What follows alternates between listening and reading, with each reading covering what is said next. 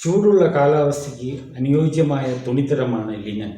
ഇത് വളരെ ഭാരം കുറഞ്ഞതും അയഞ്ഞ രീതിയിൽ നെയ്തതുമാണ്. ശരീരത്തിൽ നിന്ന് ചൂട് പുറത്തു വരാൻ അനുവദിക്കുന്നു. ധാരാളം ഈർപ്പം ആഗിരണം ചെയ്യുകയും വേഗത്തിൽ ഉണങ്ങുകയും ശരീരം തണുപ്പിക്കുകയും ചെയ്യുന്നു. സാധാരണമായി കടുപ്പമുള്ളതായിരിക്കും, പക്ഷേ ശരീരത്തിൽ പറ്റിപ്പിടിക്കില്ല.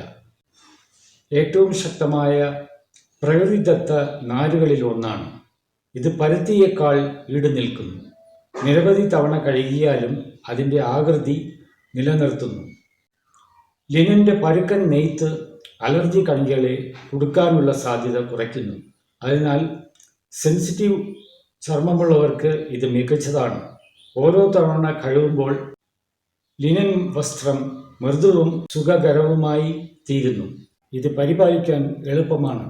വാഷിംഗ് മെഷീനിൽ കഴുകി ഉണക്കാനും കഴിയും. ചൂടുള്ള കാലാവസ്ഥയിൽ ലിനൻ വായുസഞ്ചാരമുള്ള വസ്ത്രമാണ്. പക്ഷേ കൈകൾ വളയ്ക്കുകയോ ഇരിക്കുകയോ പോലുള്ള പതിവ് ചലനങ്ങളിൽ നിന്ന് അത് ചുളിവുകൾ വീഴാൻ സാധ്യതയുണ്ട്. ബൈബിളിലെ പഴയ നിയമ പുസ്തകത്തിൽ വായുസഞ്ചാരമുള്ള വസ്ത്രമായി ലിനൻ ധരിക്കാൻ നിർദ്ദേശിച്ചിരിക്കുന്നു. എന്നാൽ അകത്തെ പ്രകാരത്തിൻ്റെ വാതിലുകൾക്കകത്ത് കടക്കുമ്പോൾ അവർ ക്ഷണവസ്ത്രം ധരിക്കണം.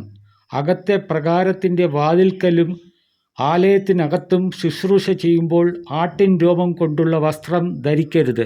അവരുടെ തലയിൽ ക്ഷണം കൊണ്ടുള്ള തലപ്പാവും അരയിൽ ക്ഷണം കൊണ്ടുള്ള കാൽക്കുപ്പായവും ഉണ്ടായിരിക്കണം. വിയർപ്പുണ്ടാകുന്ന യാതൊന്നും അവർ ധരിക്കരുത്. പ്രത്യേകിച്ച് ആചാരങ്ങളായ ബലി നടന്നിരുന്ന മിഡിൽ ഈസ്റ്റിൽ ബലിപീഠത്തിൽ നിന്നുള്ള ചൂട് ഗണ്യമായിരിക്കുമായിരുന്നു. പുരോഹിതന്മാർ അവരുടെ കർത്തവ്യങ്ങൾക്കിടയിൽ തണുപ്പായിരിക്കാൻ ലിനൻ വസ്ത്രം സഹായിക്കും. ക്ഷണവസ്ത്രം ഉപയോഗിച്ച് ചൂടിനെ മറികടക്കാം. പരിസ്ഥിതി സൗഹൃദപരവുമായ ഇത് നമ്മെ തണുപ്പിക്കുകയും ചർമ്മത്തെ സ്വതന്ത്രമായി ശ്വസിക്കാൻ അനുവദിക്കുന്നു. വിയർപ്പ് കുറയ്ക്കുകയും വേനൽക്കാലം സഹിക്കാവുന്നതാക്കുകയും ചെയ്യുന്നു.